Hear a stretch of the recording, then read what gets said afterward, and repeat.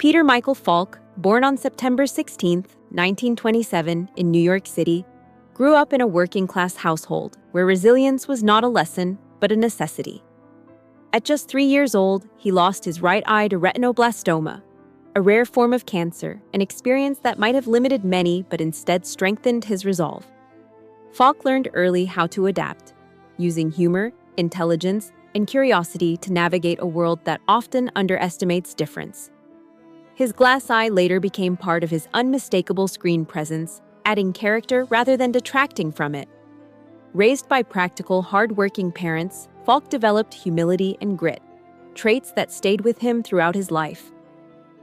These early experiences shaped his worldview, giving him empathy for struggle and a low tolerance for pretense, qualities that would later influence not only his acting style, but also his candid opinions about the industry he entered.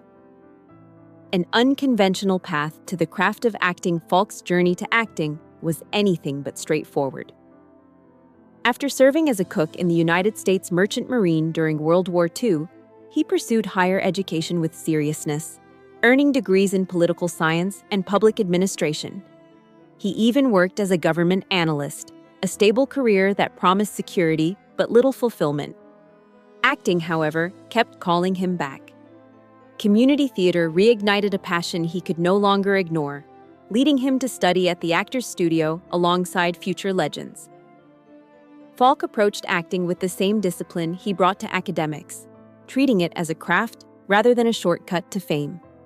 His early stage and television work revealed an actor deeply invested in authenticity. By the time Hollywood took notice, Falk had already developed strong convictions about professionalism, collaboration, and respect, standards that would shape both his celebrated performances and his more critical views of certain working relationships. Early recognition and a rising reputation. Falk's film breakthrough came with Murder, Inc. in 1960, earning him an Academy Award nomination and immediate credibility as a serious actor. Another nomination followed soon after, confirming that his talent was no accident.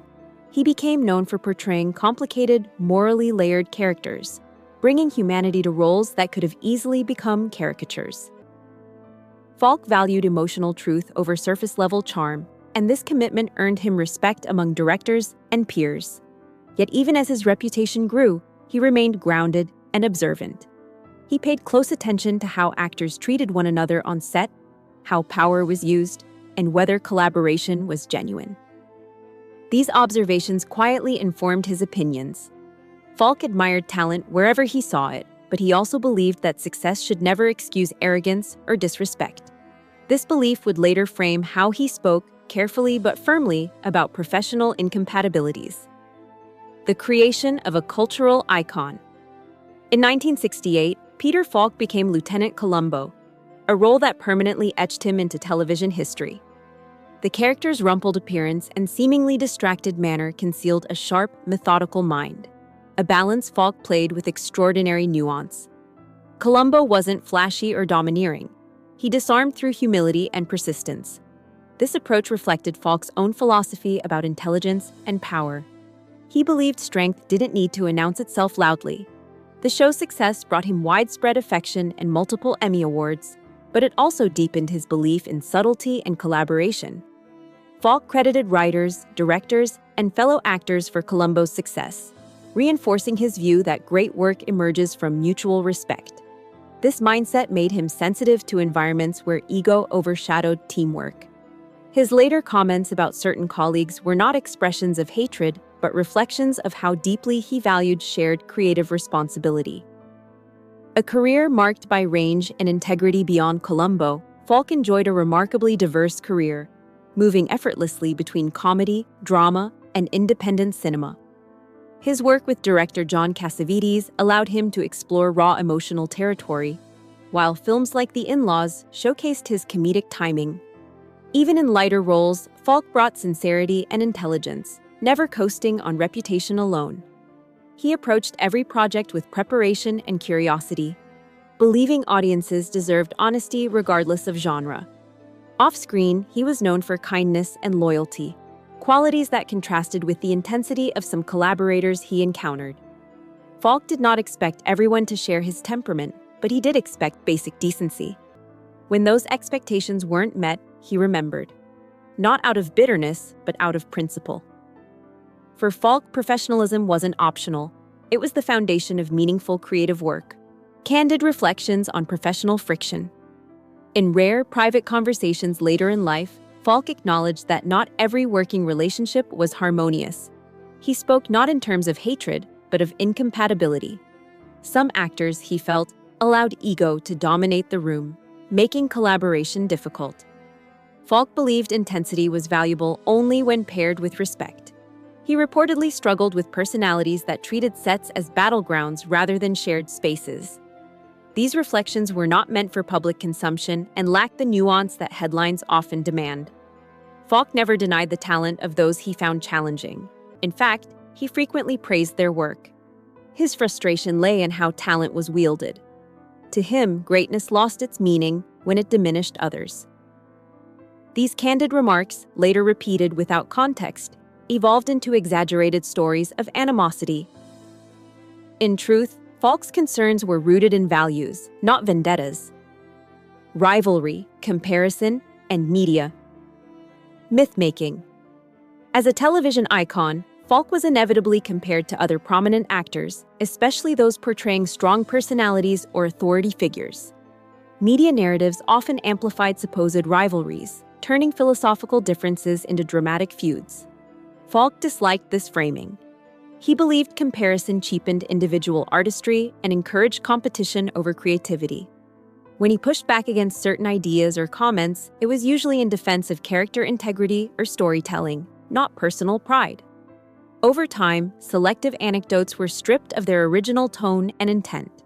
What began as thoughtful critique hardened into claims of disdain. Falk rarely corrected these stories, preferring silence to spectacle. He understood how easily the public narrative could overshadow reality. His focus remained on the work itself, trusting that time would reveal the difference between rumor and truth, and between thoughtful disagreement and genuine hostility. Personal life, loyalty, and private values. Falk's personal life revealed a man deeply committed to those he loved. His marriages, particularly his long union with Shara Denise, reflected devotion and partnership. He was a father who tried, imperfectly but sincerely, to balance career demands with family life. Friends described him as generous and attentive, someone who remembered kindness and remembered slights, but rarely held onto anger. Loyalty mattered greatly to him. When he felt disrespected, especially publicly, it lingered not as rage, but as disappointment. Falk believed character was revealed in small moments, how people treated crew members, how they handled disagreement. These beliefs guided his private judgments far more than fame or reputation. Understanding this context transforms his so-called list of disliked actors into something far more human, a record of moments where his core values were challenged. Final years and quiet dignity. In his later years, Falk faced declining health, including Alzheimer's disease, with quiet dignity. The sharp-minded audiences adored slowly faded, a painful irony for an actor defined by intellect and observation. Throughout this period, he was cared for by family, shielded from unnecessary attention. When he passed away on June 23, 2011, tributes focused not on controversy but on warmth, humor, and originality. Colleagues remembered his generosity and curiosity, not rumored grudges. Fans mourned a character who felt like a friend. In death, as in life, Falk remained more complex than headlines suggested. His legacy is not defined by who he found difficult, but by how deeply he cared about honesty, respect, and the collaborative spirit of storytelling that made his work endure. A legacy rooted in humanity, not hatred. Peter Falk's story reminds us that strong opinions do not equal cruelty. His candid reflections on difficult professional relationships were expressions of deeply held values, not personal malice. He believed art flourished in environments of mutual respect and sincerity, and he resisted anything that threatened that balance. Over time, those beliefs were simplified into tales of dislike, losing their original context.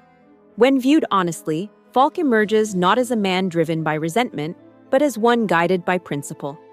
His career, filled with nuance and heart, reflects that truth far more clearly than any rumored list ever could. In the end, Falk is remembered for what he gave to audiences: intelligence without arrogance, humor without cruelty, and a reminder that authenticity, both on screen and off, is what truly lasts.